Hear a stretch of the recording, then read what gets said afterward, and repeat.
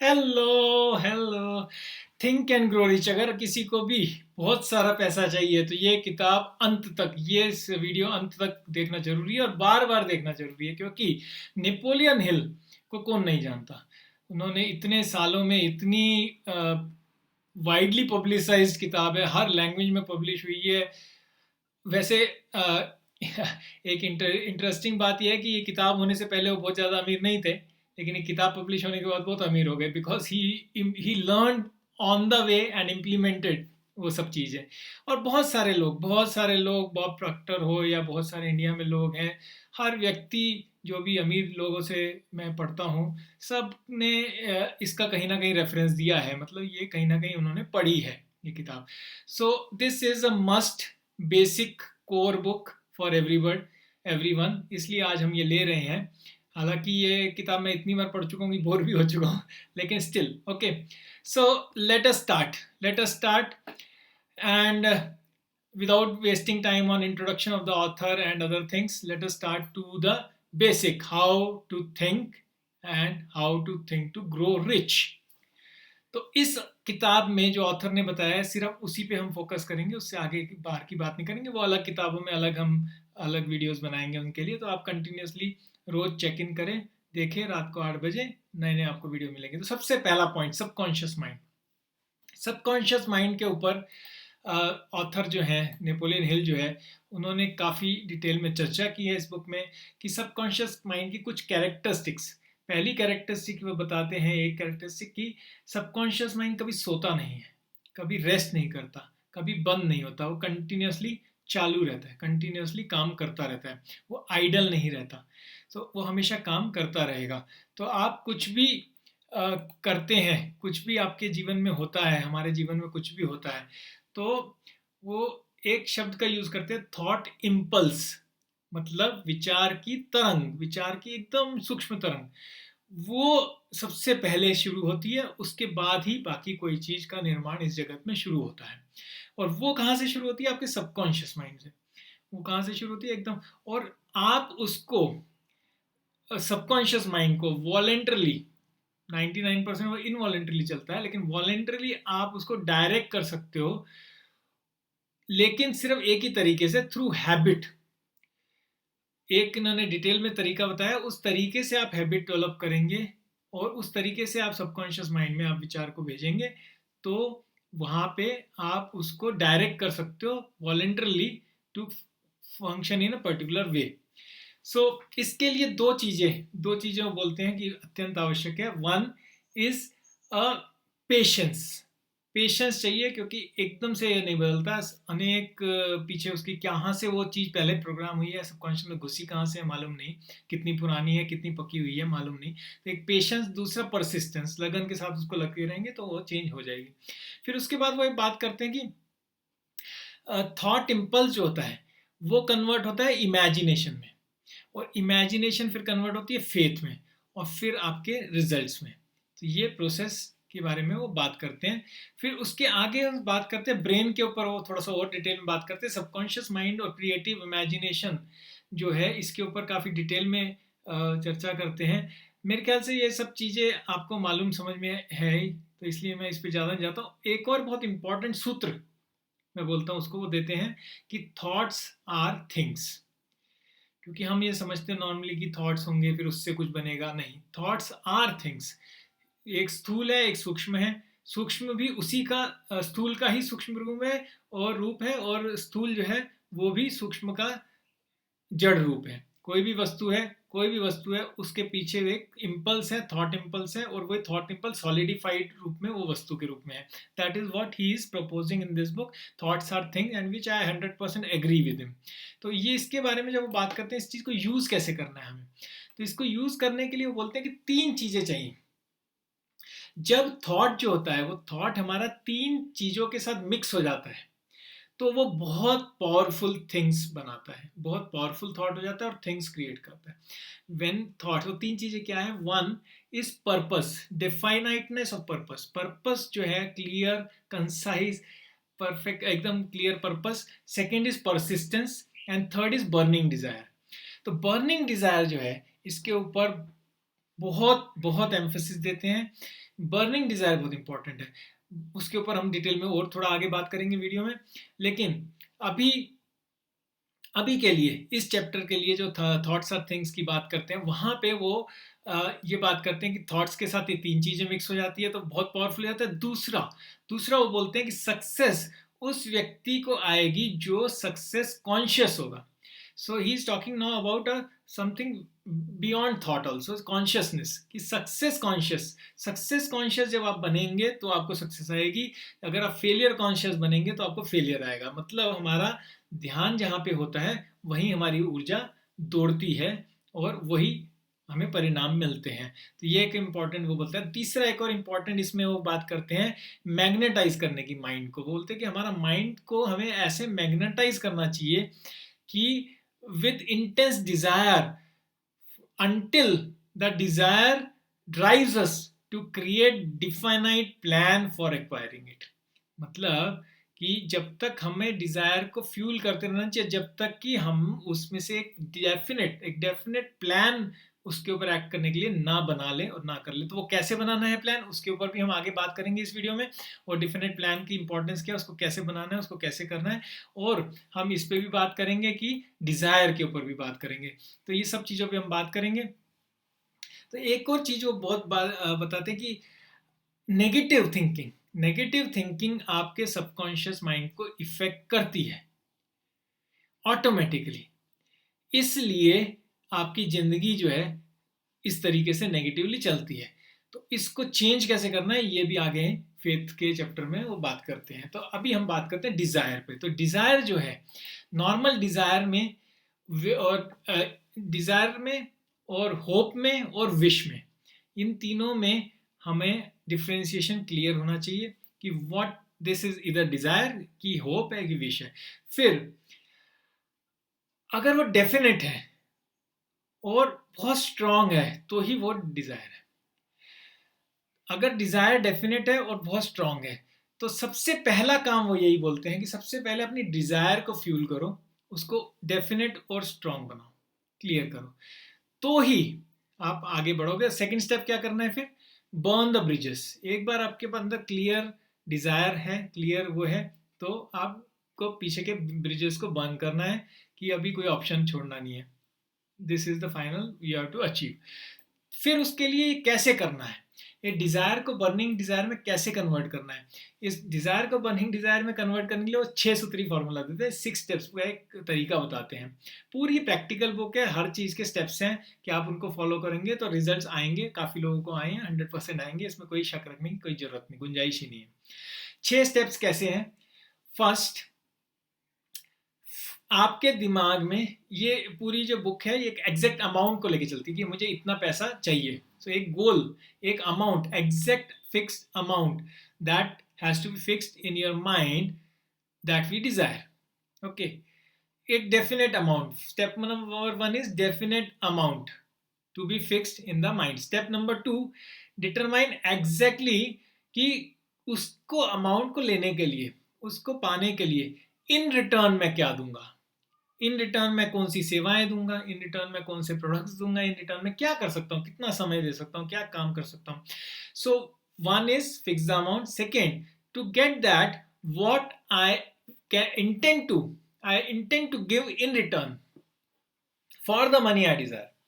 So second point is क्या उसके बदले में देना। तीसरा पॉइंट फिर, क्योंकि nothing for something for nothing कभी नहीं होता, there is no free lunches, ये बात समझनी जरूरी है। तीसरा पॉइंट ये है कि एक date, definite date by which you intend to possess the money you desire. एक डेफिनेट डेट जिस तारीख को हमें ये पैसा हमारे हाथ में होना चाहिए, ये अमाउंट हमारे पास होनी चाहिए, that date has to be fixed.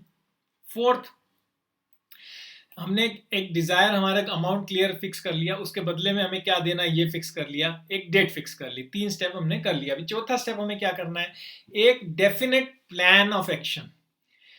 एक डेफिनेट प्लान बनाना है जिससे कि वो डिजायर हमारी मीट आउट हो जाएगी, और वो प्लान अचीवेबल है नहीं है, कुछ है कुछ नहीं है, उस पर विचार नहीं करना है और तुरंत उस पर काम करना शुरू कर देना है। Begin to act at once, immediately, whether you are ready to put or not ready. Keep it aside.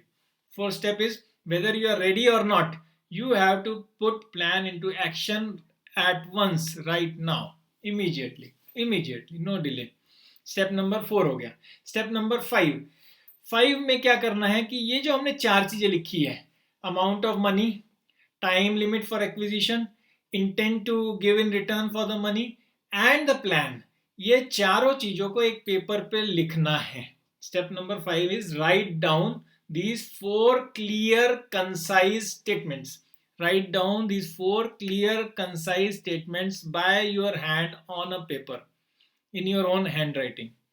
Okay, step number 5. Step number 6 is read your statement loudly, as loud as you can, twice a day, before going to bed and after waking up in the morning. ये step number 6 सबसे खतरनाक है क्योंकि लोग पागल समझेंगे, कुछ होगा, दुनिया को बताएंगे, सबको ये अनाउंस, पूरे एग्जिस्टेंस को अनाउंस कर दिया कि ये मेरा गोल है, ये मेरी तारीख है, ये मैं करने वाला हूँ, ये मेरा प्लान ऑफ एक्शन है और ये I intend to give in return for the amount I desire. So ये 6 स्टेप जब आप करेंगे, देन नेपोलियन हिल सेज कि आपकी जो डिजायर है वो सोने में बदल जाएगी. It will turn into gold, it will turn to burning desire. Okay, then next thing you have to do is, and which is very easy, if you do these 6 things, then it is very easy to imagine yourself having achieved that goal. Imagine yourself being a millionaire, dollar millionaire. So imagine yourself being there. When you do these 6 things, then it is not a difficult job to, फिर उसके लिए कुछ भी मुश्किल नहीं है, कोई sacrifice नहीं देना, कुछ नहीं करना, सब वो अपने आप होता चला जाएगा. फिर उसके बाद में ड्रीम्स की बात करते हैं कि तो ये एक के आगे एक है, जो इमेजिनेशन होगा फिर वो आपके उस तरीके से आपके ड्रीम्स भी बिल्ड हो जाएंगे, उस तरीके से आपके विचार भी चेंज होने लग जाएंगे, उस तरीके से आपका जीवन जो भी है, चलते फिरते हम 24 घंटे ड्रीम्स देखते ही रहते हैं, तो वो ड्रीम्स जो है वो उस तरीके से आ जाएंगे. ठीक है, तो अब हम अगले बहुत इंपॉर्टेंट, मैं समझता हूँ यहाँ तक आप मेरे साथ हैं, तो अगले बहुत इंपॉर्टेंट पॉइंट पे जाते हैं, जो इंपॉर्टेंट टूल है जो वो बात करते हैं, that is master mind group. Master mind group क्या होता है और उसका उपयोग कैसे होगा, उसके ऊपर बात करें. तो मास्टर माइंड ग्रुप 5 से 15 लोगों का ऐसा ग्रुप हम अपना बनाएंगे जिसके साथ हम ये प्लान्स को डिस्कस कर सके, जिनके और हमारे गोल जो है वो अलाइंड हो, जो हमारी मदद कर सके, और वो अलग अलग डिपार्टमेंट के, अलग अलग चीज एरिया के, अलग अलग टाइप के लोग हो सकते हैं, एक ही टाइप के होना जरूरी नहीं है, लेकिन पर्पस सबका सिमिलर होना चाहिए, सेम होना चाहिए, कॉमन होना चाहिए. तो मास्टर माइंड ग्रुप जो है ये बनेगा. मास्टर माइंड ग्रुप बनने के बाद में फिर हम फेथ की बात करें. तो मास्टर माइंड ग्रुप जो है उसका जो मेन एक फायदा जो है, उसका जो हमें बहुत आगे जाके फायदा होने वाला है, वो कैसे होने वाला है, उसको कहाँ यूज करने वाले हैं. तो उसका एक बहुत बड़ा जो फायदा होता है मास्टर माइंड ग्रुप का, वो होता है जब हम प्लान बनाते हैं. अभी हमने जो 6 स्टेप किए ना, उसमें हमें प्लान बनाना है. तो प्लान हमें जो बनाना है वो बना के हमें अपने मास्टरमाइंड ग्रुप के साथ डिस्कस करना है, और जब तक कि वो कंक्रीट प्लान ना बन जाए तब तक उनसे डिस्कस करते रहना. तो ये जब हम दूसरे को बताते हैं, और बताना सिर्फ मास्टरमाइंड ग्रुप को ही है प्लान, तो हमारा डिसीजन एक निकल के आता है, उसमें से एक डिसीजन निकल के आता है, और वो सॉलिड क्लियर डिसीजन होता है. और वो डिसीजन जब होता है, definiteness of decision, it requires courage and sometimes very very great courage, और इसके लिए मास्टरमाइंड ग्रुप का सपोर्ट बहुत जरूरी होता है. So when you have arrived at that decision and that courage has started coming up, started getting born in you, then comes the persistence, then कुछ भी हो जाए, हम गिरेंगे, बहुत बार गिरेंगे, लेकिन फिर भी we have to get up and get going. We have to train ourselves to be persistent. The weakness of running here, there, keeping has to be mastered in order to attain this our goal and attain the richness. So how to develop persistence, उसके लिए वो 4 steps का एक important वो बताते हैं। बहुत सारी चीज़ रिपीट होती है लेकिन पॉइंट पॉइंट पॉइंट देने के कारण हमें ईजी होती है कंसीव करने में और इम्प्लीमेंट करने में। सो 4 स्टेप्स का जो बताते हैं, one is having a definite purpose, second having a definite plan, third closing your mind for all negative and discouraging influences, fourth mastermind group. तो ये 4 चीज़ों को हम पकड़ के रखेंगे तो हमारा परसिस्टेंस ऑटोमेटिकली आना एकदम सहज हो जाएगा, आसान हो जाएगा। फिर जब ये चीज़ें होती जाती है तो नेपोलियन हिल 2-3 चीज़ों पे बड़े इंपॉर्टेंटली बात करते हैं। One is six sense. Six sense से उनका मतलब क्या होता है कि जब हमारे अंदर ये अलाइनमेंट हो जाती है तो ऑटोमेटिकली बहुत सारी चीज़ें हमें गट से आने लगती है, गट फीलिंग से आने लगती है, इंट्यूटिवली आने लगती है, and they are very important, they are very important in the success. क्योंकि logically we may not, we are into new territory, new goal, so logically we may not understand, but something will feel and that will be the clicking point, turning point. So ये एक six sense में बात करते हैं। दूसरा fears की बात करते हैं, बहुत सारे फियर्स की बात करते हैं। हम समझते हैं कि सब फियर है सब मिला के, तो फियर को कॉन्कर करना is extremely extremely important to achieve that goal, क्योंकि डर के आगे ही जीत है, डर के आगे ही जीत है। अनदर वेरी क्या बोलते हैं उसको, debatable topic he takes up is sex transmutation. He says the energy is, lot of energy is getting wasted in sex which has to be transmuted. That is why he gives 2-3 examples कि 40 के बाद जो है लोग ज़्यादा successful लगते हैं क्योंकि उनकी एनर्जी का जो रिसाव है वो कम हो जाता है and they are more able to concentrate on their work. So that is what his argument is. But he says three things, last three things which I am going to cover in this video, which are very important. One is auto suggestion. Auto suggestion पे उन्होंने बहुत ज़्यादा वो दिया, that is he says it, auto suggestion is the secret of mental power. और वो बोलते हैं कि ऑटो सजेशन से आप सबकॉन्शियस माइंड के अंदर पेनिट्रेट करते हो, और वो बोलते हैं ऑटो सजेशन से ही आपकी स्ट्रेंथ पूरी आती है। उसके लिए वो जो डिजायर्स हैं वो ऑटो सजेशन से ही आपकी अंदर तक जाएंगी। That is what he promotes in. Second is imagination. Same as auto suggestion, imagination में भी दो तरह के फॉर्म होते हैं, एक सिंथेटिक और एक क्रिएटिव। सिंथेटिक इमेजिनेशन जो होती है वो बेसिकली अपने प्लान्स के लिए चाहिए, हमें वो प्लान्स के लिए चाहिए और उसके लिए चाहिए। लेकिन जो क्रिएटिव इमेजिनेशन है that is required to communicate with the infinite intelligence. So he has created imagination to two parts. One is synthetic and creative. Synthetic is to create our plan, to what you call rehearse or to relive before doing that. So लेकिन creative imagination is to communicate with the infinite intelligence. So this comes into action जब communication, जो conscious mind है, it is working at a very rapid pace. For example, in the influence of very strong desire, और बहुत तेजी से चल रहा होता, तब वो क्रिएटिव इमेजिनेशन काम करती है। और अदरवाइज नॉर्मल ड्यूरेशन में हमारे सिंथेटिक इमेजिनेशन से ही हमारा गुजारा चल रहा होता है। So this is also important point जो इन्होंने कवर किया था। And last which I want to cover, वैसे तो बहुत सारी और भी चीज़ें हैं छोटी छोटी, लेकिन मोटी मोटी अगर मैं बात करूँ तो लास्ट मोटा point is organise planning, how to build the plan. तो इसमें जैसे मैंने बताया मास्टरमाइंड ग्रुप का बहुत इंपॉर्टेंट, तो इसमें 4 पॉइंट्स का वो स्टेप बताते हैं। वन इज कि अपना मास्टरमाइंड ग्रुप बनाओ, और जब तक